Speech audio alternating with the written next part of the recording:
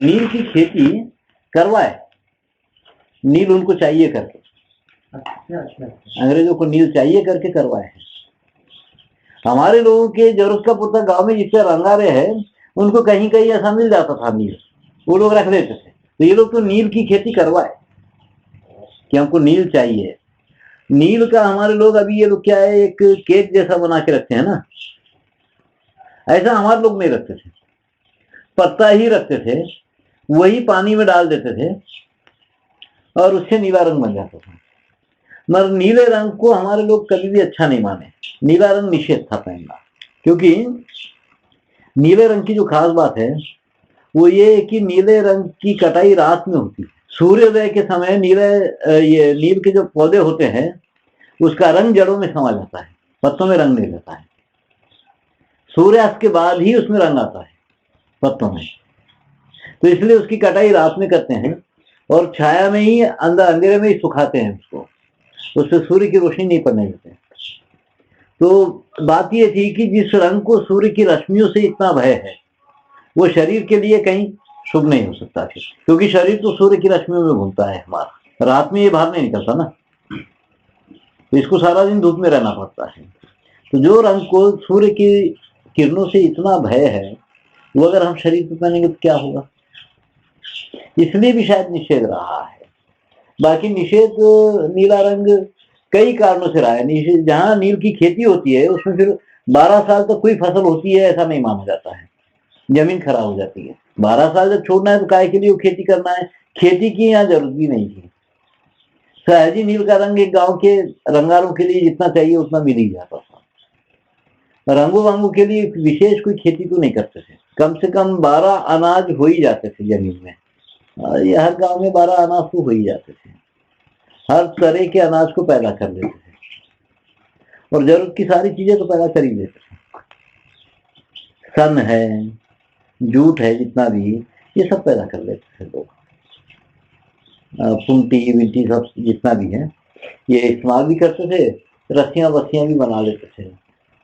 तो रस्सियां वगैरह जो बनती थी हमारे पास में, रस्सियां बहुत भांति भांति की रस्सियां बनती, जैसे है सन की तो बनती है रस्सी, और उसके बाद ये पलास जो होता है, पलास के जड़ को निकाल करके उसका नारा निकालते थे, नारा निकाल करके वो भी बांधने बांधने का काम में लेते थे या रस्सी बनाते। और फिर दूसरी तीगा है, ये भी रस्सी के तौर पे इस्तेमाल करते थे। फिर कई तरह का घास था, घासों की भी रस्सियां बनाते थे, मगर घास की तो बहुत भांति भांति की रस्सियां तैयार होती थी। धान के घास की भी रस्सी बनती थी, खूब मोटी रस्सी बना लेते थे जो अनाज रखने के काम में लेते, कुछ चीजें रखने के काम में लेते थे, या घरों को घास से छा करके ऊपर से बांधने। निजामाबाद का एरिया पूरा उसे ही करते हैं, पूरा घास की मोटी रस्सी तैयार करके बांधते हैं। तो रस्सी, खेत के काम में जो रस्सी लगती है वो चमड़े की, आरना जिसको बोलते हैं, नागर में बांधने वाली रस्सी चमड़े की है, वो सन की वन की रस्सी नहीं होती। मगर अभी जो पग्गम बनाया जाता है वो सन से बनता था, सन से क्या बोलते हैं, लगाम, बैलों की जो रस्सी होती है वो सन से बनता था। मगर अभी हर जानवर के गले में बांधने की रस्सियों का डिजाइन पूरा अलग रहता है। क्या है कि बरसात में जो रस्सी बांधी जाती थी बैलों के गले में या जानवरों के गले में, तंगू, वो बालों से बनाई जाती। सन की रस्सी से बरसात में जानवरों को नहीं बांधा जाता, बहुत घट हो जाती, गांठ ही नहीं खुलती, कीचड़ हो जाता था, रस्सी पूरी खराब होती थी। इसलिए उस समय की जो बैलों के गले में बांधने की रस्सियां हैं वो सब बालों से बनती, जानवर के बाल है, आदमी के बाल है, इनसे लोग रस्सी बनाते थे। और फिर बैलों के नाक में डालने की जो रस्सी है वो अलग बनती, वो उसका बनाने का ढंग ही पूरा अलग था, वो कुछ खास किस्म का सन लेकर के उससे वो लोग बनाते, जो बैलों के नाक में रहता है। जो यहाँ पे एक औरत को हम देखे जो 28 नमूने का पलंग बुनती थी, तो कई बीमारियों पे ये बोला जाता था कि उसके पलंग पे सोना है, बिना कपड़ा डाले उसके पलंग पे सो जाओ, बीमारियां ठीक हो जाती है करके, ऐसा मानते थे। तो ये पलंग बुनने के जो ढंग रहे, ये लोग पलंग बुनते थे, बच्चों का झूला भी बुनते थे, और फिर जच्चा का पलंग, बच्चे का झूला और जच्चा का पलंग भी बालों की रस्सी से बनता था। 40 दिन के लिए वो जो पलंग होता था वो बालों की रस्सी से बनाया जाता था।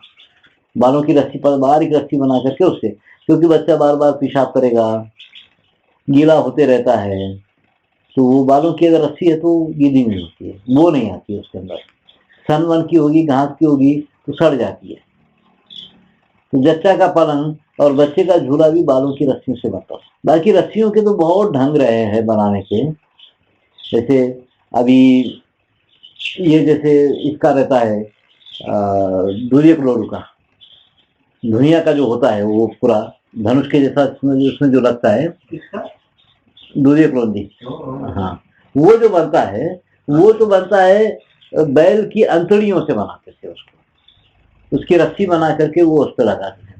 वो टूट जाने के बाद बहुत दवाइयों के काम कर रहे थे। उसके कड़े बना करके बच्चों के पैर में पहनाते थे या ताबीज में उसको रखते थे।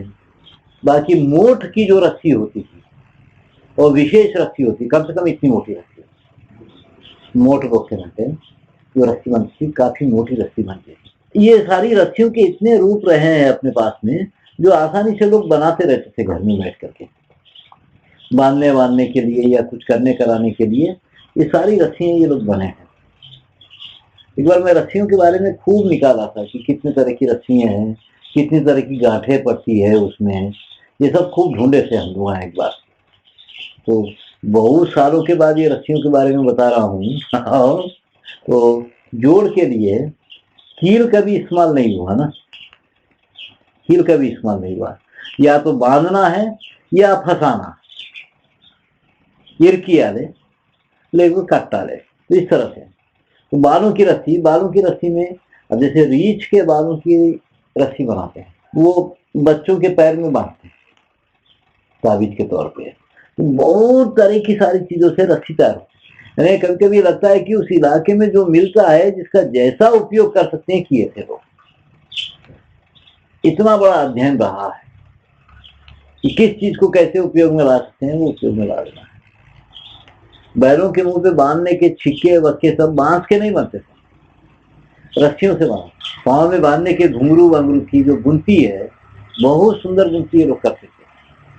और कम से कम 7-8 नमूने का वो बनाते थे, पूरा 7-8 नमूने की पैर के बांधने में, घुंघरू बांधने के जो ढंग है उसकी बुनती करते थे पूरे। तो यहाँ जो पलंग बुने जाते थे, इतने सुंदर पलंग, बहुत डिजाइनिंग से, और कई पलंग ऐसे थे कि जिसपे तिल सुखा दी जा सकती थी बिना कपड़ा बिछाए, नीचे नहीं गिरता था। इतना जबरदस्त पलंग होते थे। और वो बनाते थे, ये पुंटीकुरा होता है ना, गोंगुरा, उसकी रस्सी बना के उससे बनाते थे। उसकी जन्म तो निकालते, पुंटी जन्म तो नहीं, उसकी रस्सी बनाते थे, बहुत बारीक रस्सी बनाते थे। और सन की रस्सी बनाने वाला जो समाज है, या पेरका समाज, पेरका समाज पूरा सन का काम करता था। रस्सियां बनाना, बैलों के गले में बांधने का बनाना है, पग्गाल बनाना है, ये सब वो लोग बनाते थे। पूरा गोने बनाना है, अनाज रखने के गोने बनाना है, ये पूरा सन का काम करने वाले अपने पास समाज रहा है पेरका। उनकी जो तकड़ी होती है वो इतनी बड़ी तकड़ी होती है, यहाँ लोहे की पट्टी बांध के, यहाँ पे वो सन से बांध लेते, इस पे घूमती है, लोहे की पट्टी के ऊपर घुमाते जाते हैं, सन से रस्सी सुतली बनाते हैं, सुतली बना करके फिर उसकी रस्सी बनाते हैं, समझो। तो वो बड़ी बड़ी तकड़ियां होती है उनकी, उससे वो लोग रस्सी बनाते थे। और ये जो जानवरों के ऊपर जो गोना डालते हैं, वो बांधने के लिए बहुत मजबूत एक रस्सी तैयार करते थे।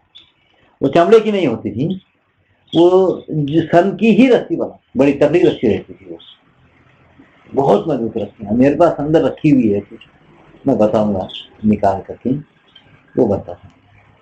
तो अपने इलाके में जितना सब कुछ होता है उसको इस्तेमाल करना वो लोग जानते थे, बहुत अच्छा जानते थे। उस हिसाब की पूरी खेती, जल जंगल जमीन, ये तीन उनका ही था।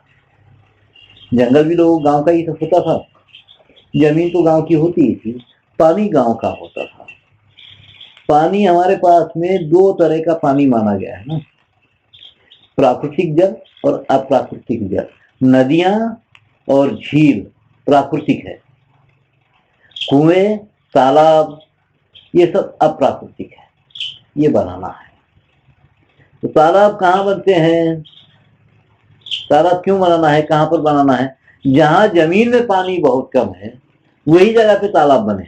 जहाँ जमीन में पानी बहुत है वहां तालाब बनाने की जरूरत, और छोड़ो कुआं खोद दिए तो पानी पानी। जहाँ जमीनों में पानी कम है तो ऐसी जमीनों में तालाबों की कल्पना होती है। क्योंकि तालाब कई तरह के, ताल अलग है, तवैये अलग है, चेरुवेरे, कुंटावेरे, इसके सब अलग अलग नाम है। उसके साइज को लेकर के इनके नाम है पूरे। हर एक को तालाब नहीं बोल दिया जाता है, किसी को कुंटा बोलेंगे, किसी को चेरू बोलेंगे, या किसी को कुछ और नाम बोलेंगे। ऐसा उनके साइज को लेकर के, उनके आकार को, डिजाइन को लेकर के उनके नाम है पूरे। मड़गू तो झील जैसा ही होता है, मड़गू झील जैसा होता है। मड़गू उसको बोलते हैं जहाँ नदियों के भीतर कुछ कुछ जगहों पे बहुत गहरा होता है, वहां पानी रुक के रहता है हमेशा, वो मड़गू है, यानी मड़गू अंतर, वो नदियों में रहता है मड़गू। उसका पानी कभी सूखता नहीं, कभी खत्म नहीं होता है, वो मड़गू। तो गांव की अर्थव्यवस्था अगर समझना है तो कृष्ण को एक बार समझना। कृष्ण जो अपनी जिंदगी में 3 क्रांतियां किया, बहुत बड़ी क्रांति किया हो बचपन में ही। तो पहली क्रांति कृष्ण की रही है कि गांव से जो दूध बाहर जाता है उसको जाने नहीं दिया। दूसरी क्रांति रही है कृष्ण की कि हमारे गांव का पानी हमारा होना चाहिए, कोई और कौन होता है जो उस पर कब्जा करके बैठा है। तीसरी कृष्ण की क्रांति ये रही है कि एक छोटी सी उंगली दिखा करके एक पहाड़ को देवताओं से ऊंचा उठा दिया। वो ये कि गोवर्धन हमारा पहला स्रोत है, हम पहला महत्व इसको देना है, उसके बाद बाहर के स्रोत को, कि हमारे जितने भी स्रोत है पहला महत्व हम उसको जितने ढंग से इस्तेमाल कर सकते कर लेंगे। अगर दुनिया भी हमसे रूठ जाए तो इस स्रोत के बल से हम जी सकते हैं, उसको उतने ढंग से उपयोग में लाने की पद्धति हम लोग जानना है। पहला महत्व हम उसको देना है। दूसरा, गांव का पानी गांव का होना है। तीसरा, गांव से कोई दूध बाहर नहीं निकलना। जब गांव से दूध जाता था मथुरा तो औरतें लेके जाती थी, पत्थर मार के मटकियां फूट जाता था, छुपा के रखा हुआ है, बच्चों को ले जाकर के गिरा डालना, खा जाना, ये सब करता। क्यों नहीं जाना है? ये तो मेरे को एक मामूली सी औरत समझाई, यहाँ पे आदिवासी औरत लंबाड़ों की। एक बार ना मैं घूमते फिरते लंबाड़ एक गाँव में चला गया, बहुत भूख लगी थी मेरे को, तो मैं उससे पूछा, माई कुछ खाने को है तो दो ना। तो बोली कि बेटा खाने को तो अभी कुछ नहीं है, दूध है, दूध पिलाती, तो दूध पी लो। तो मैं दूध पिया, ऐसे जेब में हाथ डाला तो उसको लगा कि पैसे देगा। तो उन्होंने बोला क्या पैसे देगा क्या? तो मैंने हाँ पैसे दूंगा, जब तुम दूध पिलाई हो तो पैसा नहीं देना है क्या? तो पैसा दूंगा। बोली कोई दूध बेचता है क्या?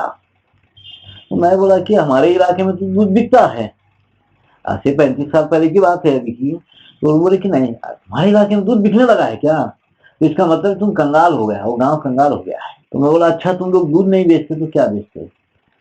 तो मेरे को बोलती है कि हम दूध नहीं बेचते, हम घी बेचते हैं। तो हमारा बच्चा दूध पीता है, मलाई खाता है, मक्खन खाता है, छाछ पीता है, दही खाता है, इतना सब खाने वाले को घी की क्या जरूरत है ना?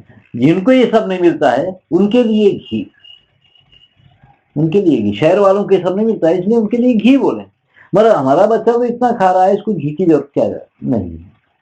तो पहली कृष्ण की क्रांति मेरे को वहां समझ में आई थी कि हमारी जो भी धातु है, हमारा जो भी बीज है, उसको हम पूर्ण रूप से उपयोग करके उसके बाद जिसकी जरूरत नहीं है उसको बाहर निकालो। ये गांव की पहली अर्थ है कि अपने पास की हर सारी चीज को अपने ढंग से अपना भरपूर इस्तेमाल करके जिसकी जरूरत नहीं है उसको बाहर निकालना है। दूसरा, जो कृष्ण की जो क्रांति रही है वो यही कि कालिया जो पानी को विषैला बना के रखा था, ये कौन होता है हमारे पानी पे कब्जा करके बैठा हुआ है।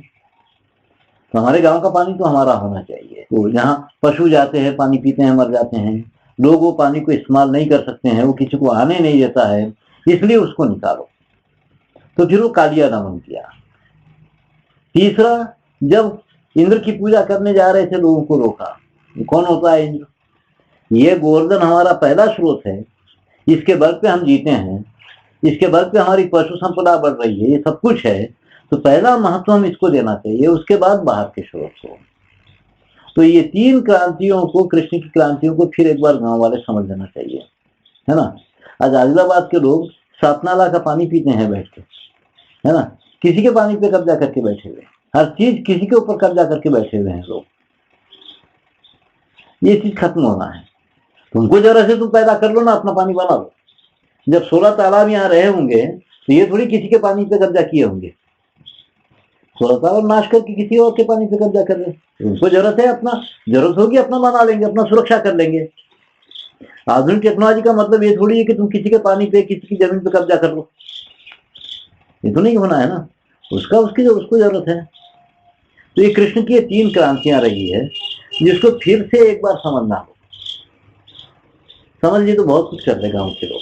आज क्या है, गाँव की हर सारी चीज बाहर निकल जाती है ना, मगर पहले ऐसा नहीं था।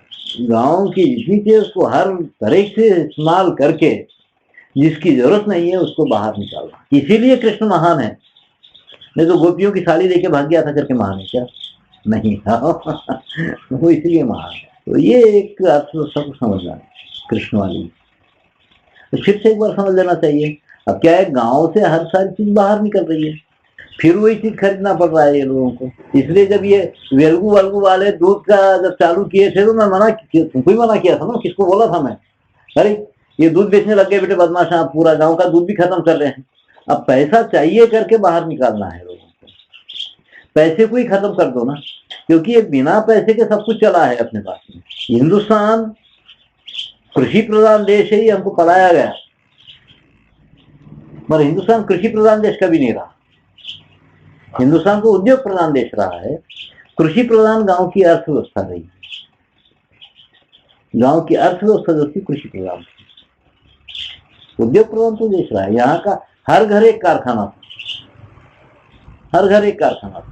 यहाँ के लोग अनाज बेच के चांदी नहीं कमाए, कोई अनाज बेच के तो कोई भी चांदी नहीं कमाया है, अनाज बेच के पैसा कभी नहीं कमाया गया है। तो एक कृषि प्रधान कैसा है फिर?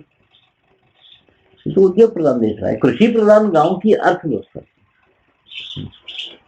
आज भी चाहे तो ऐसा कर सकते हैं, मगर करने नहीं देंगे। ऐसा करने नहीं देंगे। कितने लोग होते हैं एक गांव में, क्या अपने 12 महीने के लिए अपनी पूरी व्यवस्था वो लोग नहीं कर सकते हैं क्या? कितना अनाज चाहिए उनको या कितना कुछ चाहिए, उतना तो खुद से कर ले सकते हैं अपने लिए, मगर ये सारी चीजों से ज्यादा इसको पैसा चाहिए। नहीं तो यहाँ की गोंड औरत भी 2 किलो चांदी पहनती थी, इनके कमर में जो पट्टा होता था 90 तोले चांदी का पट्टा होता था, 1.5 किलो की पांजोर होती थी, 1 किलो की सरी साकरी होती थी, बाजू के अलग होते थे कड़े बड़े, कम से कम 2 किलो चांदी होती थी एक गोंड औरत पे। एक लंबाड़ा औरत तो 3-4 किलो चांदी पहन के घूमती थी। लंबाड़ा औरत, मथुरा औरत, ये चांदी की इतनी कमाए है ना ये लोग। मगर गांव की अर्थव्यवस्था में एक बहुत बड़ी एक चीज कायम की गई थी कि गांव के धन से कोई भी चीज बाहर की नहीं होगी।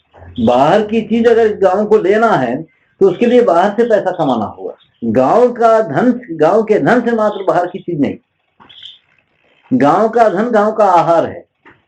बाहर की कोई चीज लेना है तो उसके लिए बाहर से पैसा कमाना है, बाहर फेंक के उसको लेकर के आना है। तो ये जब छोटे छोटे ये रियासतें रही, राजा लोग रहे, तो ये लोगों की बड़ी पाबंदियां थी, तो कि जब भी कोई बाजार जाता कहीं तो इस गांव में घुसने के पहले उसके नाके पर ही तलाशी ली जाती कि बाहर की चीज क्या खरीद के ला रहा है। तो वो लोग पैमाना तय कर दिए थे कि इससे ज्यादा नहीं बाहर की चीज गांव में आना है। कपड़ा वपड़ा लेकर के आ रहा है तो वहीं जला रखते थे, बाहर की चीज गांव में लेके नहीं आना है। तो गांव का धन गांव का आहार, बाहर की तुमको चीज लेना है तो उसके लिए बाहर से पैसा कमाओ। बहुत कारीगरी की चीजें थी जो बाहर के पैसे के लिए थी। एक यात्रा करके यहाँ के कारीगर लोग 3 यात्रा करके 1 तोला सोना खरीद के लाते थे। ये नक्काशी एगरा वाले जितने भी है ये लोग बोलते थे 3 यात्रा किए 1 तोला सोना खरीद के लाए। सोना बाहर का है, यात्रा में बाहर का पैसा कमाए, वहीं से वो चीज लेकर के आए। मगर गांव के पैसे से, गांव के धन से बाहर की चीज नहीं होना है। ये गांव के लोग एक बार समझ लेना चाहिए। अब तो ये पूरा सब कुछ बाहर ही जा रहा है ना इनका, तो गांव के पैसे से बाहर की नहीं। यह बहुत बड़ी अच्छी पद्धतियां रही है पूरी, ये गांव की अर्थव्यवस्था रही है। कोई गांव में काम करने वाले रहेंगे तो बतख उनको कैसा बैलेंस करना? ఎట్లుంటారు బద్ధకం ఉండేటోళ్ళు? बद्धकम कब से आ गया हमारे पास में? कोई अगर आलसी है सोमरबू तो इसका नहीं चल सकता है ना। जब ये सभी काम करने वाले हैं शायद इसको भी काम करने की आदत रहेगी ना, कितना ही कमजोर से कमजोर हो।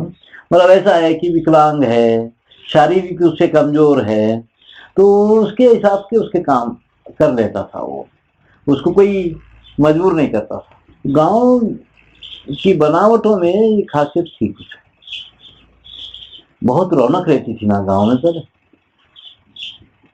एक रौनक गांव में रहना चाहिए। आज गांव उजाड़ नजर आते हैं। आज से 30 साल पहले 40 साल पहले हम लोग जब घूमते थे तो हर गांव पर एक रौनक नजर आती थी, वो कलाखान वाले थी। आज उदासीनता नजर आती है, हर गांव उदास नजर आता है, कोई रौनक नजर नहीं आती है, उदास नजर आता है गांव, वहां कोई सुगंध नजर नहीं आती। पर पहले बहुत रौनक रहती थी गांव में। చాలా దానిగా కళాఖాన్ వస్తుంది ఒకటి ఉదండిగా అన్ని గ్రామాల్లో పటేల్ వ్యవస్థ సేమ్ అండి ఇంతకుముందు? बिल्कुल पटेल व्यवस्था पूरा कैसा है कि गांव के अपने पास में जो व्यवस्था थी कि गांव का अधिकारी ग्रामाधिकारी पटेल, 20 गांव का अधिकारी नायक, 100 गांव का अधिकारी सामंत और 1000 गांव का अधिकारी राजा, 10,000 गांव का अधिकारी महाराजा और 1,00,000 गांव का अधिकारी चक्रवर्ती होता, सम्राट। तो अपने पास 6 चक्रवर्तियों का वर्णन आता है, षड चक्रवर्ती। तो एक तो दक्षिण का चक्रवर्ती, एक मगध का, एक उज्जैन का, एक हस्तिनापुर का दिल्ली का, एक गांधार का और एक कामाख्या का। आसाम बर्मा गिरमा लेकर भी एक चक्रवर्ती होता था। इधर अफगानिस्तान का भी एक चक्रवर्ती होता था, जो यही माने जाते थे। ये 6 चक्रवर्ती माने जाते थे अपने पास में, जिनके अंदर में लाख लाख गांव होते। अभी गोंडों के 15 राजा और 65 सामंत राजा जिंदा है। जगदलपुर का महाराजा है, खैरागढ़ का महाराजा है, ये सब है अभी भी। चंद्रपुर का है, जबलपुर का तो नहीं था, मंडला के आसपास कहीं होना चाहिए। हाँ, तो सामंत उसको बोलते हैं। इसके अंदर में 100 गांव होते थे, वो 100 गांव की देखभाल करता था, वो सामंत है। पर हर गांव का ग्रामाधिकारी उसका, हर जाति का मुखिया होता था। ये सब मिलकर के एक ग्रामाधिकारी को बनाते थे। तो हर जाति के 3 लोग कायम रहते थे, जिसको वो जाति के लोग ही उसका पोषण करते थे। ऐसे ही गांव का होता था पूरा। अब जैसे एक पटेल है और एक उसके बाद का होता है हवलदार जैसा, एक मुनादी देने वाला होता है, जो डंडोरा पीटने वाला भी एक होता है, एक सबको बुलावा देने वाला होता है। इस तरह से यहाँ हर जाति के है अपने अपने, ऐसे ही गांव के ऊपर होते थे। कोई भी आदमी किसी बाहर से इस गांव में आया है तो उसको उस गांव का नहीं माना जा सकता था। तो कम से कम कुछ साल वो रहना है उस गांव में। 12 साल का तकरीबन एक विधान रहा है अपने पास में, या 12 महीनों का विधान रहा है। तो कोई किसी गांव में आ गया तो ये लोग उसको सीधे से अपने गांव का नाम नहीं देते थे। तो कुछ साल रहने के बाद, कुछ समय रहने के बाद, उसका व्यवहार सब देखने के बाद उसको अपने गांव का बनाते थे। वो एक कार्यक्रम करके उसको अपने गांव का बनाते थे। उस दिन से वो गांव का माना जाता था।